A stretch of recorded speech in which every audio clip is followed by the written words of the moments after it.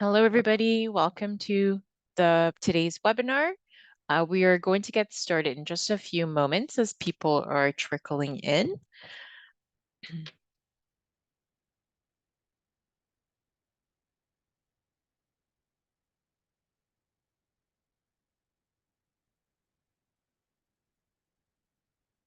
You should be able to see my screen right now.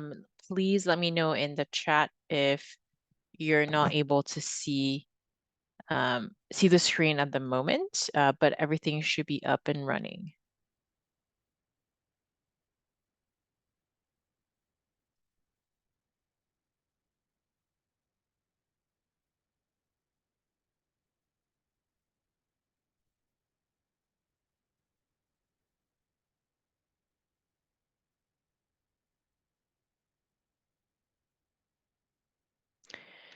All right, we'll get started. Welcome everyone to the first webinar of the school year. Today's webinar is focused around your first class with SpacesEDU to make sure you get started on the right foot when it comes to launching and implementing the tool in your classrooms. My name is Tatiana. I'm the Education and Engagement Specialist here at SpacesEDU. I help our partners understand how to use the platform and identify features that are best fit for them based on their teaching goals and practices. So I would love for you to share what your role is at your school, and what you're hoping to learn today in the chat. Feel free to introduce yourselves. We'd love to hear more about who is joining me today on the webinar. A few housekeeping rules. So we'll be using a few of the Zoom features today. For discussions, we'll be using the chat function. As for questions, we'll be leveraging the Q&A feature. And you'll see here that I prepared a session handout where you'll be able to complete a few exercises after the webinar today, just to familiarize yourselves with how to navigate the teacher account, how to configure some settings. So feel free to scan the QR code on your screens or even access the link through the URL right here. And of course, today's session will be recorded as well. You'll be able to view it at a later date and follow along. On the agenda, we'll be diving into the basics of SpacesEDU. So we'll go over the Spaces EDU class configuration, how to optimize your account, and making sure that you understand the features that are available as well. So we'll go through the platform functionality. You'll see me dive into the teacher account and show you all of those fun features. And of course, I'm going to go over what your next steps are to get started with SpacesEDU, and all of those next steps are actually in the training worksheet. I'll make sure that gets distributed in my follow-up email as well. We'll have time for questions. So feel free to send those questions in the Q&A throughout the session, or if you want to stick around after we wrap up, I will be happy to answer any of the questions that you may have. So here we are taking a peek at the interface of the SpacesEDU platform that we'll be exploring in this webinar.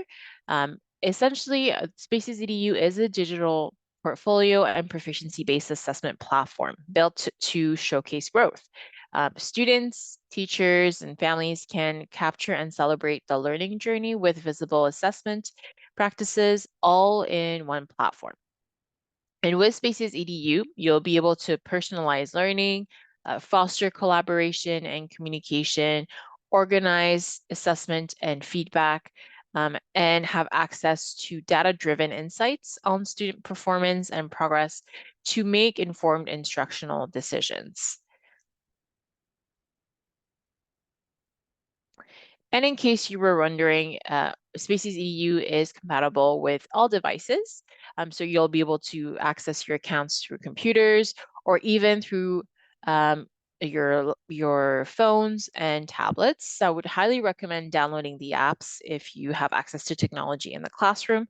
That way you'll be able to capture learning on the fly.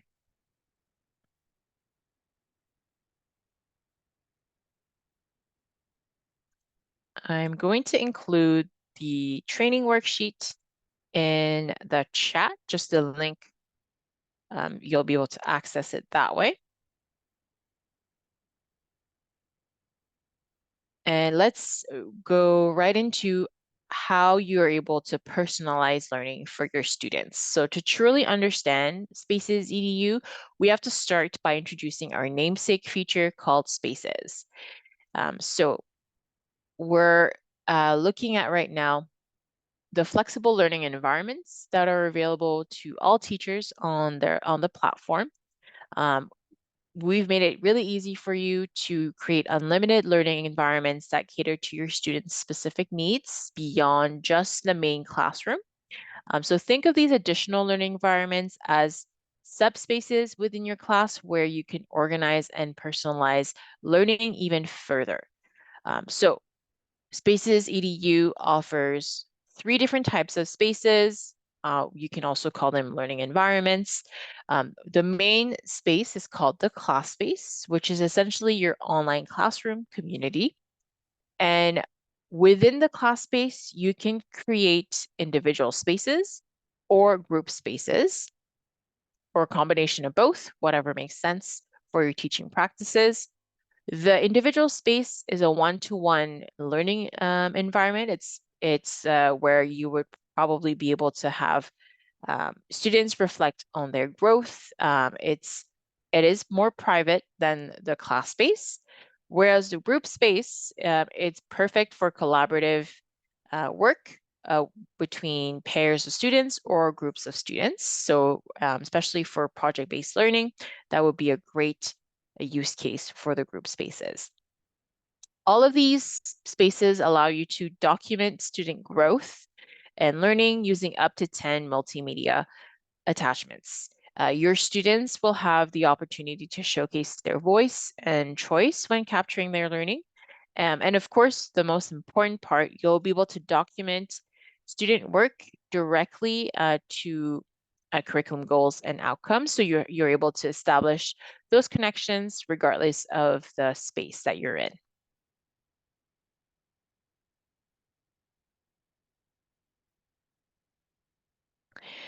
I would love to know the answers to some of these questions. We'll have to get some discussions going on in the chat.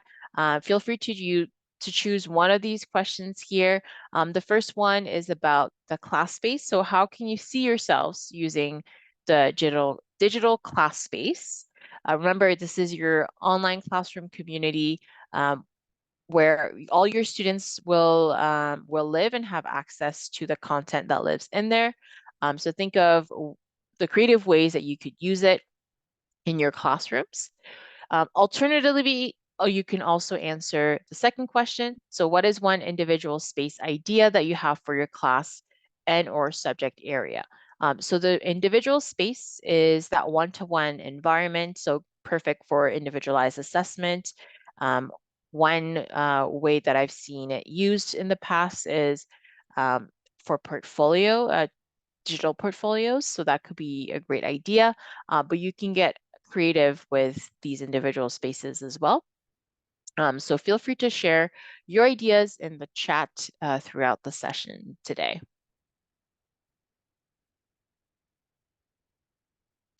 One thing I did want to note when it comes to these learning environments, by default, all settings are toggled to the highest level of privacy. You can adjust the settings as needed based on how engaged you want those spaces to be.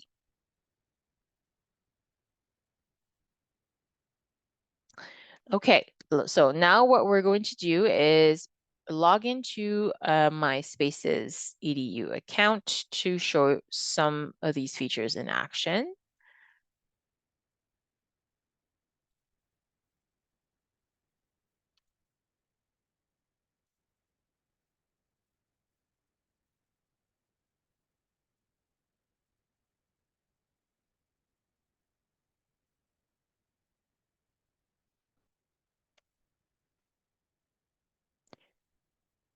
Once you create your account and you log in, this will be empty. You won't have any classes set up, so you'll have to add a class manually.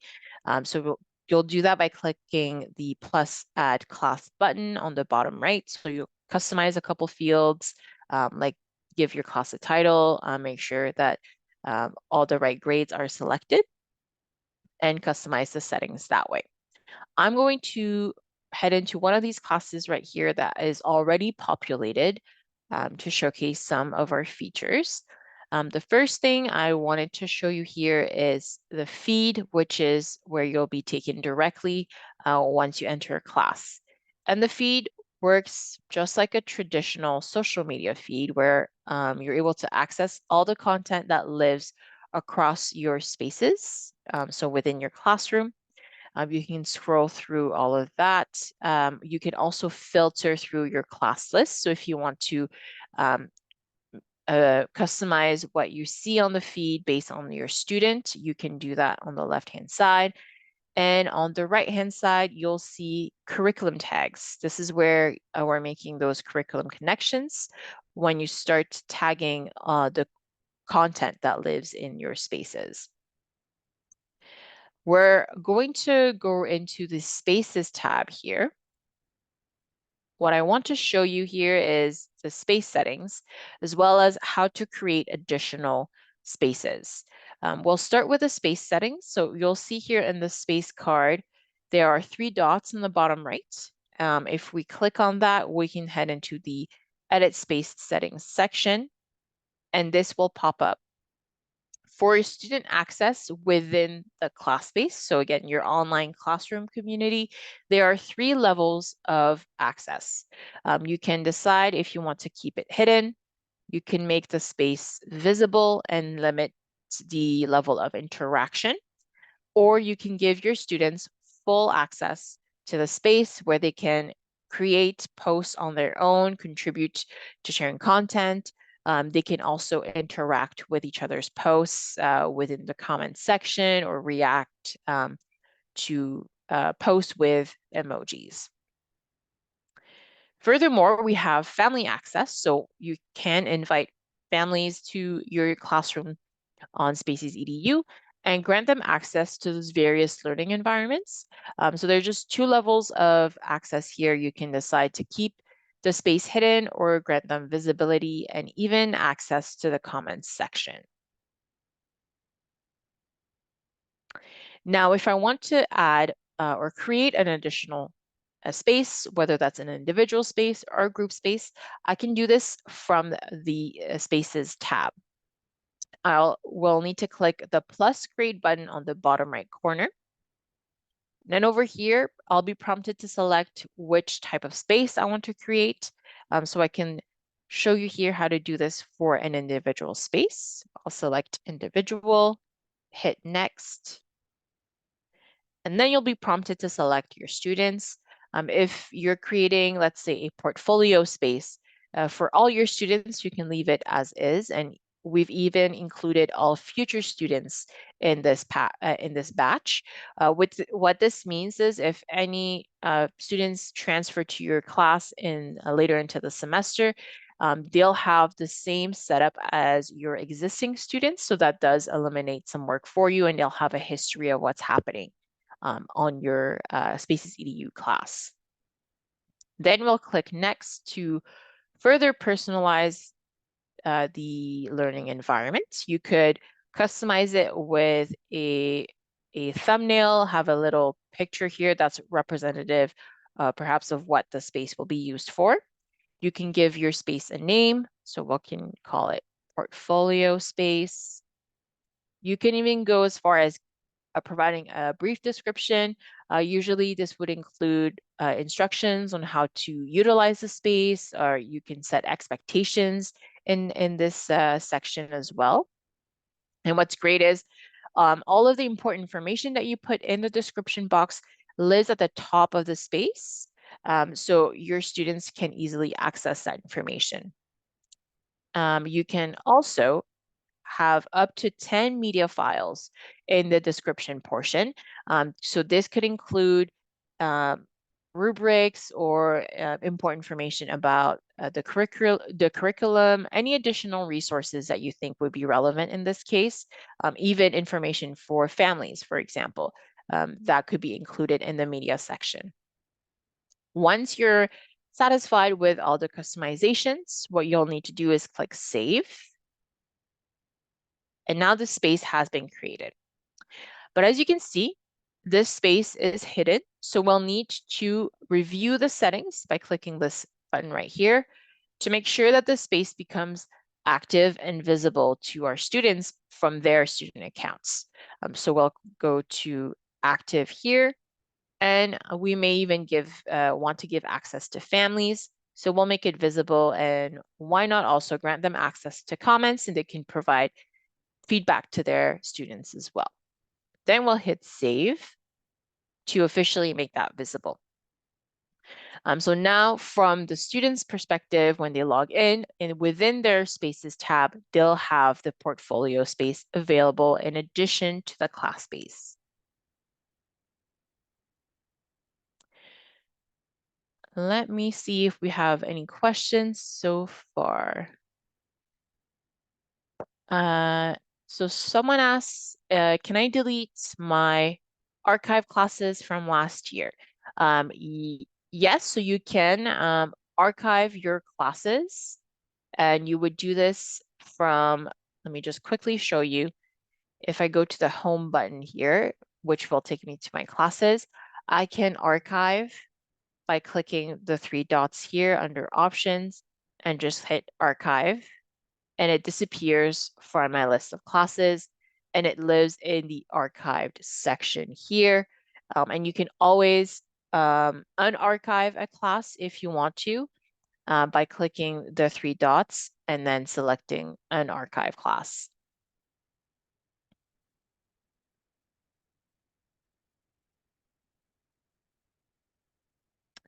Do we have any other questions about the three types of spaces or even any questions pertaining to the visibility settings?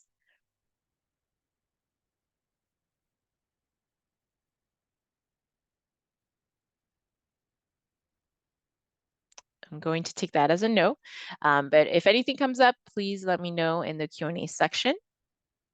What we're going to take a look at next is how you can elevate your standards-based grading and competency-based assessment practices within the SpacesEDU platform.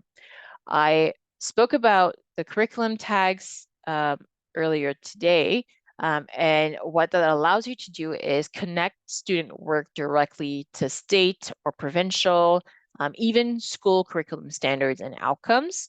What that means is you have access to the Common Standards Project database where you can find all those relevant curriculum standards. So that means you don't have to manually enter those standards yourselves. You simply have to load them to your accounts. And the benefits of using curriculum tags include or more organized setup. So you're able to have your posts categorized and organized. So that allows for better curriculum visibility as well for yourself, but also for your students and their families, which then fosters that metacognition of learning for your students. And of course, by tagging coursework or student artifacts of learning, you're able to include proficiency scores as well. So that allows you to maximize proficiency-based assessments. Another great tip that I have here for curriculum tags is to load our more broad tag sets that the SpacesEDU team has created. And those broad tag sets include time frames, so you're able to differentiate across terms. You can tag posts based on the term. So you could have term 1, term 2, term 3, etc. You can tag specific artifact types. So if there's a post that's associated with goal setting, you can tag it with goal. Again, adding that extra layer of organization to your space.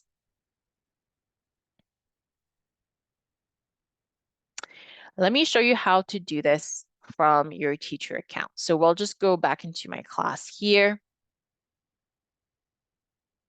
And from your feed, you'll see on the right-hand side the curriculum tags panel. And on the bottom right corner, you'll have the Manage Tag Sets button. So you'll click on that. If you have loaded curriculum tags in the past, then they will show here in your bank. If you haven't done that before, or if you want to add additional curriculum tags, you'll have to click on the Add Curriculum Tag Sets button right here, and you should see this dialog pop up. This would allow you to search by province or state or even by school. So if we go to province here, we can take a look at British Columbia as an example.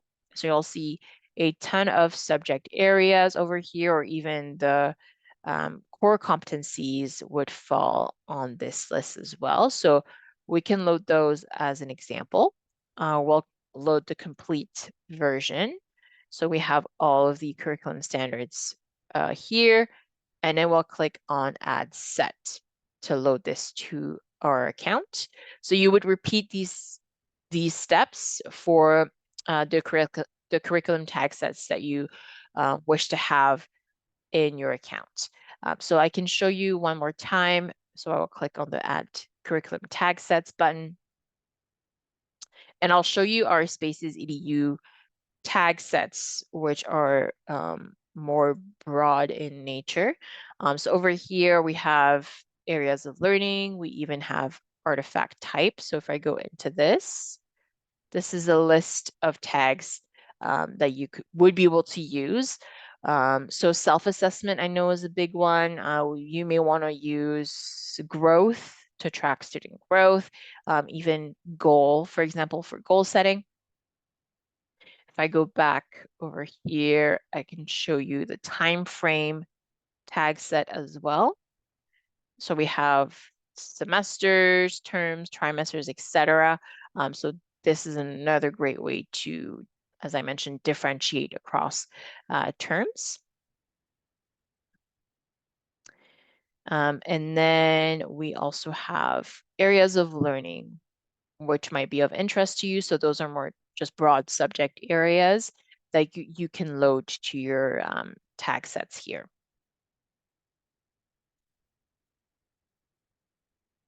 So that will be the first step when it comes to our assessment features, is to load your curriculum tag sets. So take the time to think about what curriculum standards you want to prioritize or and make visible through your assessment practices on the SpacesEDU, and essentially what you're going to document. So those may vary from term to term, and that means you can always adjust your tag sets. You can add more, you can remove. And what I would also recommend to further organize your spaces and to make the tagging process even faster is to establish curriculum goals. So on this right-hand panel, you'll see curriculum goals at the top, which would allow you to define a list of curriculum tags you want to prioritize. So you want to track and report on. This means that, all of these tags that are here may not be all a priority. And what you want to do is set those priorities in under curriculum goals. So we may want to prioritize goal setting. We can also prioritize specific subject areas, so maybe English language arts. We can prioritize specific time frame as well. So maybe we want to look at term 1 work for the first term. So we select those curriculum goals, hit the check mark button to update the list. So it's prioritized, and it lives at the top of the right-hand panel, making it easier for you to sort through that content. So now that you have selected your relevant curriculum tags, what you will be able to do is start making those curriculum connections and essentially assessing your students on our platform. To do this, you will have to identify the post that you want to tag, and you can review all your posts from the feed. You can go in the respective spaces if you'd like, but let's say we want to start tagging this specific post right here. What we'll click on is the curriculum, add curriculum tags button on the bottom left corner of the post, which will then open up this dialog over here. And you'll notice at the very top of the list, your curriculum goals will appear. So these are, remember, the curriculum tags that you want to prioritize. So it makes it easier for you to just simply select those. And of course, if you're wanting to add additional tags from your bank over here, you can scroll through that content and add additional tags this way. And you'll see here as well, when you're selecting tags, you are able to assign a proficiency score at the same time. So I can do that right away, like so, and click the check mark. And if I want to do this at a later date, all I have to do is simply click on one of the tags to open up the dialog again. My selected curriculum tags will appear at the top of this dialog, and I can simply go ahead and select the proficiency scores. I can always change the scores as well. And then I'll select the check mark one more time to update that information. And on the right-hand side, as you start tagging posts and learning artifacts, this information will be populated on this section right here. So you're going to see the number of associated posts based on tags, as well as the proficiency scores.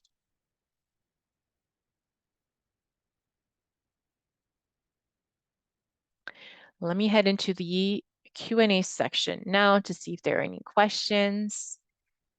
Can I create my year plan using Spaces? Would love for you to elaborate on what you mean by year plan. Does that mean scheduling content? Are you looking for a private space just to just put all your planning in there? Let me know, and based on that information, I can provide more insights or hacks for how to optimize your Spaces accounts.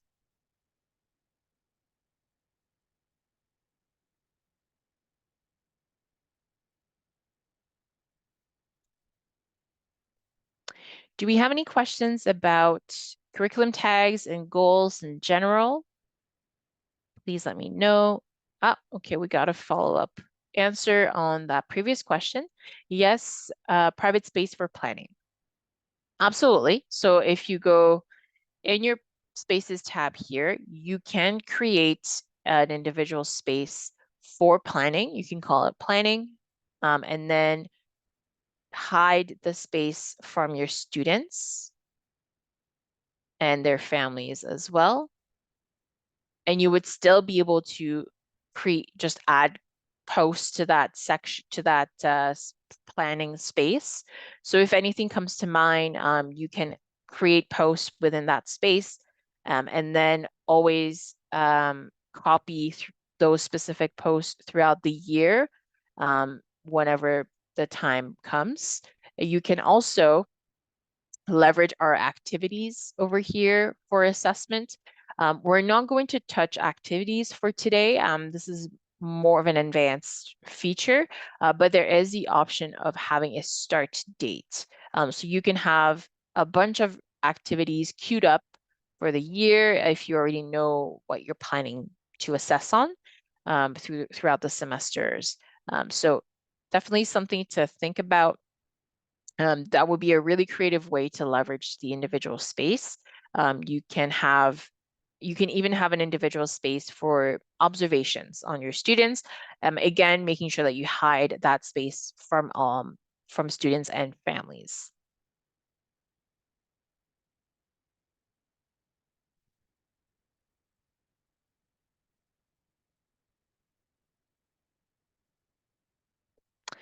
Now that we've gone over the Spaces EDU configuration for your class, you may be wondering, how do you start sharing content? Well, within each of your spaces, you can create posts and activities as well, as I mentioned. But for today, wanted to touch on specifically posts. As a teacher, you have more post options compared to your students. So firstly, there's the shared posts feature, which enables you to create a single post and target all students in the class simultaneously with the same content. So you can think of class announcements, or even like any relevant resources you want to share with your class. You would opt for the shared post option. Because there are limitations when it comes to shared posts, you can't apply proficiency levels at the individual for the individual students, because it is a shared post. So any curriculum tags and proficiency scores that you apply will be shared amongst all students within that post. On the other hand, you can utilize template posts, which allows you to create more personalized and individualized content tailored to specific individuals in the class. This way, you have the flexibility to communicate with your students in a way that best suits their needs and preferences. So let's take a look over here with the template posts. What that does is it creates a separate copy for each student selected by the teacher. And this would allow you the flexibility to customize and apply individual proficiency levels for each student using the curriculum tags that you have selected. Additionally, you can edit the template post for each student without affecting the version that is seen by other students in that post. So this option is particularly suitable for individualized assessments because you can add a description and you can add additional attachments that apply um, to specific students, and also provide that personalized descriptive feedback in the comments section for each of your students. I would recommend template posts for a few students at a time. If you intend to assess your whole class, then I would opt for activities instead, because it does allow you to have a more centralized approach when it comes to assessment. You'll have a global view of your class list and who is yet to be assessed.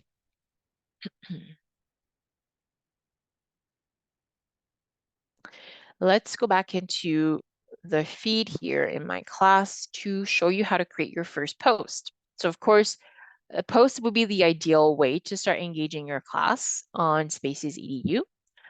One of the ways to do this would be through maybe a scavenger hunt challenge. The example that I have here is history in your neighborhood. So you're prompting students to share photos of their neighborhood, whether it's like historical landmarks, and it can do this by engaging in the comments section. So to create this post, what we're going to do is click the plus create button on the bottom right corner from our feed, and then we'll select post. You'll see this post dialog open up. So we'll provide a title for this first post, and then additional description.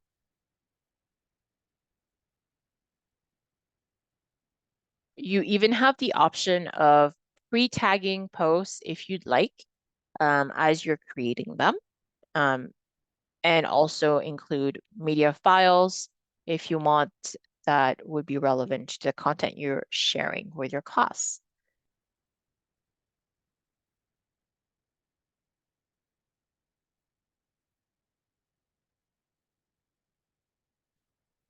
So we'll hit next. And now we'll prompt it to select the space where we want to publish this content. So since this is our first post, we're going to share this to the class space. So we're able to engage our students. Then we'll click next. Then we'll opt for a shared post so students can engage at the comments section. We'll select all students and include all future students as well. So our future students can have context and kind of a history of what's happening in the space. And we'll hit post to officially publish this content. So now the post is live. If I go to view more, your students can now start adding their comments in the comments section, so they can attach photos, or they can make videos as well and contribute to this prompt that way. I'm also going to include some ideas for your first post in my follow-up email. So if you're looking for some inspiration for engaging your class for the first time on the platform.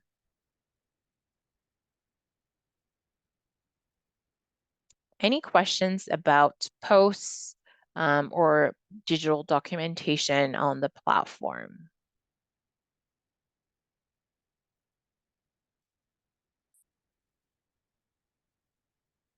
No questions. Okay. All right, well, let's go over your next steps then. Your next steps would include, of course, creating your SpacesEDU account if you haven't done so already. And I would encourage you to create a test class as well before you start manipulating anything within your official class. That way you can test out all of these features that we just talked about today, and even additional more advanced features if you'd like. Definitely adjust your class space settings or any of your additional spaces that you're going to create, and really start thinking about creative ways where you can leverage the individual space, and think about what would align with your teaching practices, your priorities for the first term. And I will show you as well in just a moment our resources website. So you're able to find some of these integration ideas if you want more inspiration. And again, all of this will be included in my follow-up email. After creating an individual space, I would recommend loading your curriculum tag sets. So start prioritizing specific curriculum standards that you want to focus on for the first term, and then set those as your curriculum goals within SpacesEDU.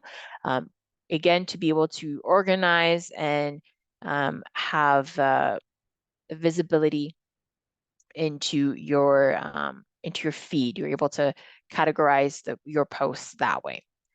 And of course, you want to create your first post to engage with your class, as I've just shown you, and invite people to your class as well.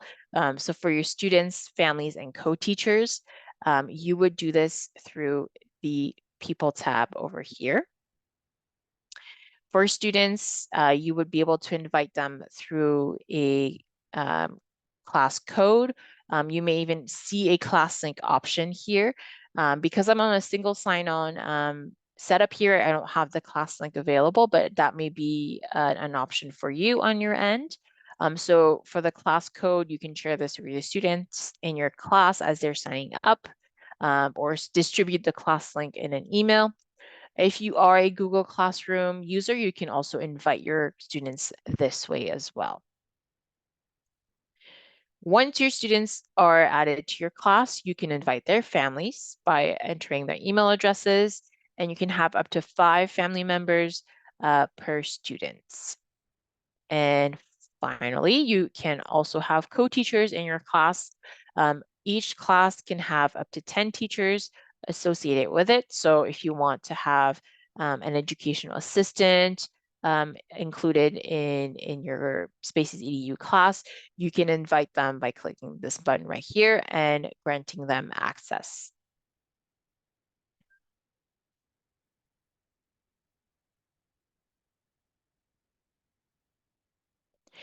So that will conclude your next steps to get started.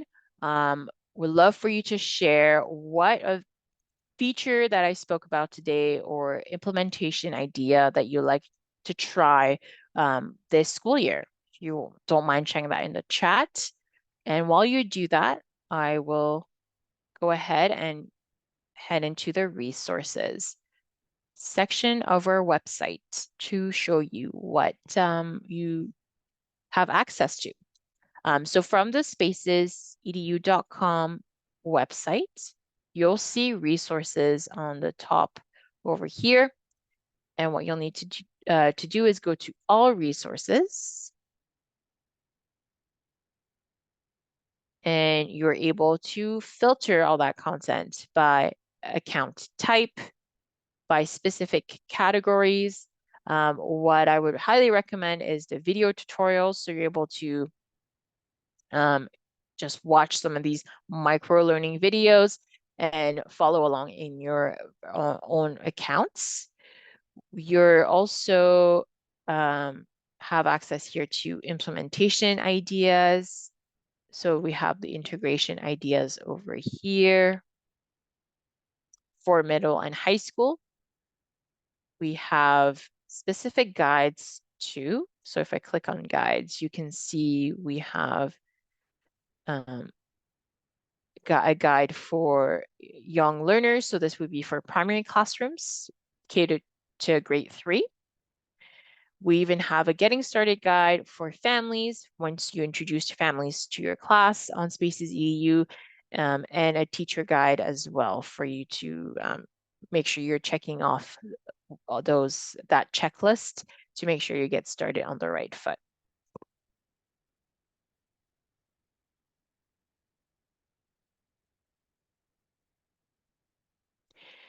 Let me know if you have any questions. That does pretty much wrap up today's webinar. And as I mentioned, I will definitely be including all those relevant resources in my follow-up email, in addition to the recording of today's webinar. I will stick around for any questions, but I do want to thank you for joining me today. If you have uh, any additional questions after the session, feel free to contact our support team at hello@spacesedu.com. You can even visit our help center if you'd like during offline hours, where we have a bunch of knowledge-based articles for you available. And stay connected with us on social media. We have our Twitter and Facebook educator community as well, where you can connect with other educators who are using the platform and exchange your ideas and see what they're up to. And lastly, I would love for you to complete our survey. You will be entered for a chance to win a $25 gift card to Starbucks. So let us know how you felt about today's webinar, what your first impressions were, and what you want to hear more about in the future. What are some of webinar topics that you like us to explore? You can scan the QR code below or complete the survey by clicking on the link that I'm going to send in my follow-up email. And I believe once you leave this webinar as well, you'll be redirected to the survey. If you have some time to fill that out, that would be awesome. Other than that, thank you so much for joining me. I appreciate you tuning in this afternoon, and I'm sure we'll be seeing more of each other very soon throughout the school year. Stay tuned for some more exciting webinar topics. Yeah, I'll talk to you very soon. Thank you.